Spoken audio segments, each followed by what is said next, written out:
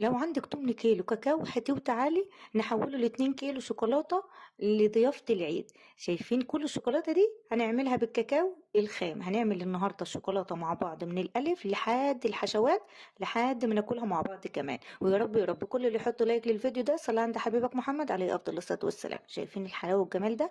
هنحول الكاكاو النهاردة لشوكولاتة لضيافة العيد، ومش هنشتري من بره أي شوكولاتة خالص. معايا هنا بديل زبدة الكاكاو بنجيبها من عند أي عطار، وسكر بودر، وكاكاو خام أسباني يكون طعمه حلو. أنا النهاردة مستخدمة كاكاو أسباني الفاتح. تمام. بكون غالية مية كده وأسيح زبدة الكاكاو على البخار. تمام. هكتب لكم المقادير بالظبط على تحت الفيديو في أول لينك مثبت. بفضل أقلب كده لحد ما بديل زبدة الكاكاو بتاعتنا تسيح معانا. دي بقى المكون الأهم في الشوكولاتة بتاعتنا النهاردة اللي مش هتخليها تسيح منك خالص. هنمسك بقى الكاكاو بتاعنا ننخله كويس جدا، هو والسكر والحليب البودر. تمام. كل المكونات بتاعتنا الجافة هنخلها كويس. طبعا السكر انا طحناه في البيت ونخلاه بدل مرة 2، ودي كمان مرة بنخله معاكم ونطلع اي حاجة خشنة منه. واللبن البودر بنشيل اي تكتلات منه. وهننزل بقى عليه ببديل زبدة الكاكاو اللي احنا مسيحينها على الحمام البخار، ونبدأ نقلب كده. بننزل بالتدريج لحد ما نوصل للقوام اللي احنا محتاجينه. طبعا انا خدت كل الكمية اللي انا مسيحاها. تمام. زي ما احنا شايفين كده، وابدأ اقلب. خلصت كل الكمية اللي انا مسيحاها. طبعا انا قلت لكم ان انا هكتب لكم المقادير في اول تعليق مثبت. اجيب بقى الهاند بلندر بتاعي وابدا انعم الشوكولاته. دي اهم خطوه. طبعا الشوكولاته بدات تتماسك معايا، هجيب بقى الميه اللي انا مسخناها ونبدا نسيح او ننعم الشوكولاته بتاعتنا على حمام البخار اللي احنا عاملينه. حمام البخار هيبدا ينعم معاكي وهيساعدك ان الشوكولاته بتاعتك تنعم معاكي. هنلاحظ هنا ان القوام كان تخن قبل ما نحطها على الحمام البخار. ساعة ما حطيناه على الحمام البخار بيبدأ يسيح تاني معانا. طبعا بديل زبدة الكاكاو بيتماسك في ساعتها.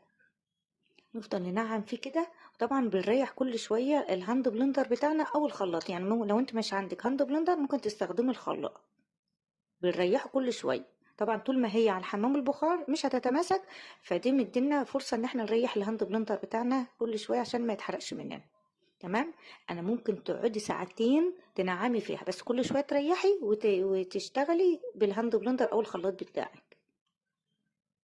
هو الهاند بلندر الميزه ان هو بيخليكي تشتغلي وانت على حمام البخار ده اللي انت عاملاه، غير الخلاط ما تكوني شغاله بيه. فبديل زبده الكاكاو هتتماسك معاكي بسرعه في الخلاط. تمام.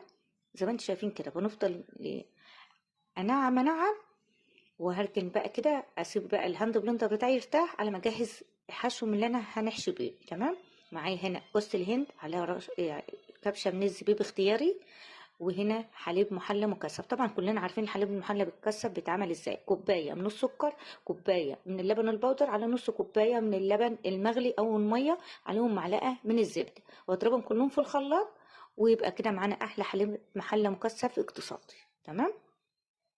هبدأ بقى اكور كده جوزة الهند بتاعتي، الحشوة جوزة الهند بالزبيب اللي احنا عملناها. ابدأ اكورها كور كده واسيبها واركنها جنبي على ما اجهز وانعم بقية الشوكولاتة تاني. هنا بقى جبت المضرب اليدوي وقعدت اضرب بيه فيه كده في الشوكولاتة بتاعتي وانعم فيها كمان على ما الهاند بلندر بتاعنا يبرد تماما خالص، عشان كان سخن مني وخفت لا يتحرق. ورجعت اضرب بيه تاني وانعم تاني. هنفضل ننعم لحد ما نحس خلاص ان الشوكولاته نعمت كده. بقى نعمت معايا وصلت للقوام ان خلاص الهاند بلندر ما عادش هيعمل اكتر من كده او الخلاط بتاعنا. هنجيب بقى القوالب السيليكون بتاعتنا او الاكلير، اي قوالب متوفره عندك. طبعا لو لقيتها فيها اي حاجه بقطنه او منديل بدهن زيت كده وتمسحيها عشان الشوكولاته بتاعتك تطلع فيها اللمعه او اللي بتلمع دي. تمام. عشان لو القوالب فيها حاجه مش هتطلع معاك الشوكولاته كويسه. دي اول كده حاجه. آم، نزلت بالشوكولاته زي ما احنا شايفين كده، وجبت اي انواع مكسرات متوفره عندك ورشع كده على الوش. ونديلها خبطتين كده وبعدين ندخلها الفريزر. بصوا ما خدتش دقيقة في الفريزر وكانت اتمسكت. على ما عملت القالب التاني ده وجيت ادخله كان الاولين كانوا اتمسكوا اتخرجتهم. تمام. انا بقى بعمل كده هنا كل شكل، يعني القالب ده 3 اشكال، هعمل من كل شكل نوع. تمام. او رصه كده. تمام. هعمل هنا 2 بندقه زي الشوكولاته اللي بنجيبها من بره، 3 بندقه او 2 بندقه.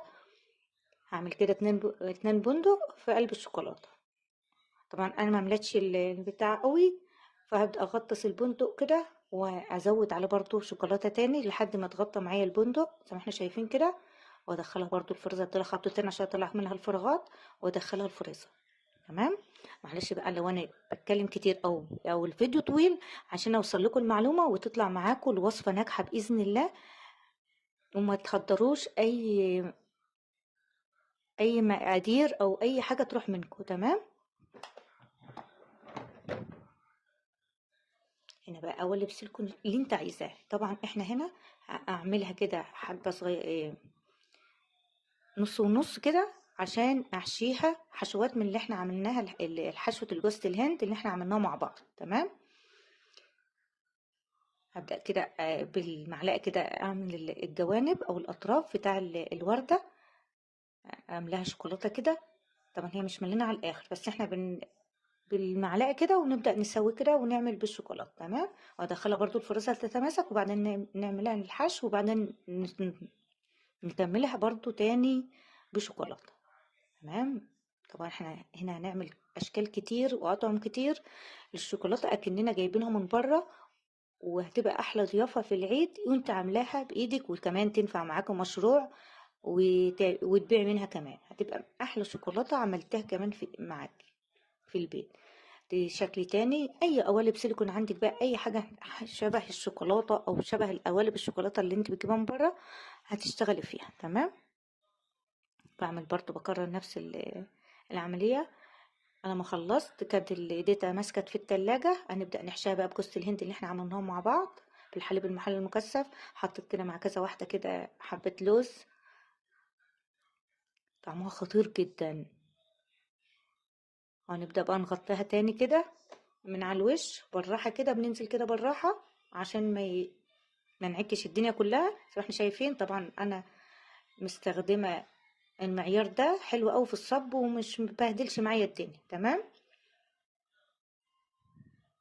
بنلم كل البركة بتاعتنا كده اللي في الدورق، وننزل بيه كده ونبدأ نسوي بالمعلقة زي ما احنا شايفين كده. تمام.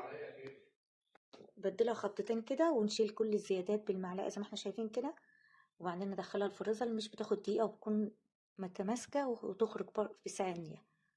هنا بقى معايا حشوة كراميل. طبعا كراميل عاملاه في البيت، لو حابين ننزل لكم الوصفة قولوا لي، اكتبوا لي انزل لكم وصفة الكراميل هنزلها لكم، سهلة جدا. هنحشي بقى كراميل كده، شوكولاتة بالكراميل. والمكسرات هجيب برضو شوية مكسرات، مكسرهم خشن، اي مكسرات متوفرة عندك. دي كان بندق على لوز على فول سوداني، حشيت بهم كده. وهنبدأ بقى نغطي تاني بالشوكولاتة اللي فاضلة عندنا.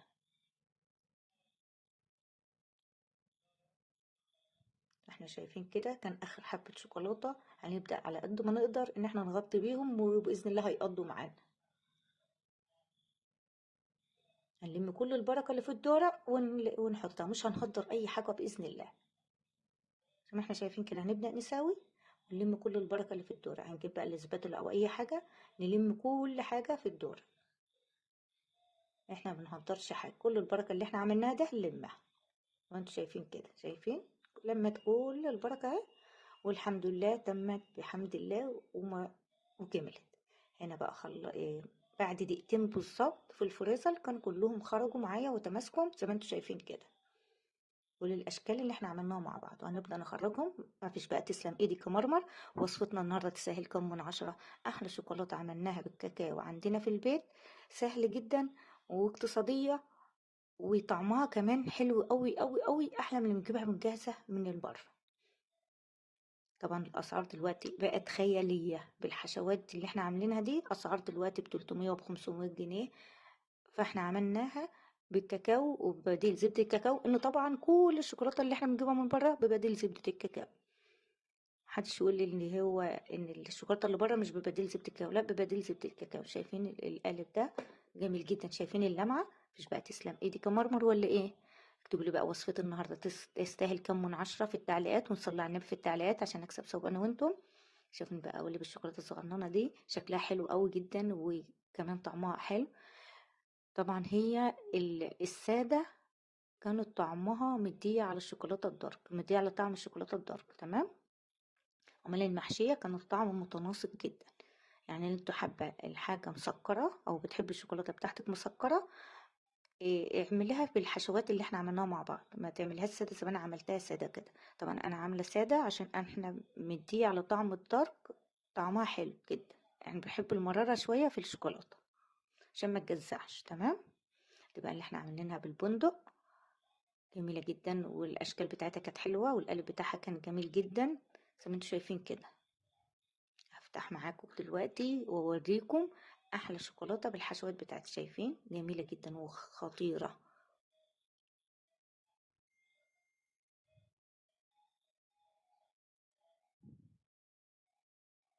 من بقى لسه ما عملش لايك للفيديو يعمل لايك عشان كل فيديو جديد ينزل يوصل لكم، ممكن الفيديو يوصل لكل الناس. هنا بقى شايفين الشوكولاته بالبندق لما اكلتها قسمتها اتنين، البندق بقى محشي وباين فيها كده زي ما احنا شايفين. وهكسر لكم التانية برضو اللي هي بحشو الكراميل. شايفين كراميل جميل جدا وسايح وجميل جدا، طعمها خطير، جميلة جدا بالمكسرات والكراميل، حاجة تحفة تحفة جدا. جربوها وقولوا رأيكم في التعليقات. واعمل لكم برضو لجوز الهند، اكنك بتاكلي جيرسي مش شوكولاتة، اكنك بتاكلي جيرسي. شايفين حشو جوز الهند والزبيب طعمها روعة روعة روعة روعة.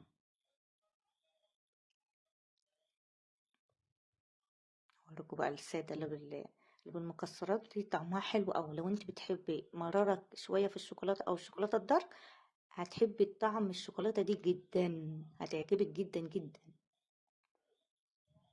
من بقى لسه ما عملش متابعة للصفحة، اعملوا يلا متابعة للصفحة عشان كل فيديو جديد ينزل يوصل لكم، ولايك بقى للفيديو عشان يوصل لكل الناس، وما تضيعوش مجهودي عشان خاطركم. ما بتستخسروا تعملوا اللايك، بتستخسروا تعملوا لايك ده اللايك ببلاش، اعملوا لايك للفيديو عشان يوصل لناس كتير تشوفه وتستفاد منه.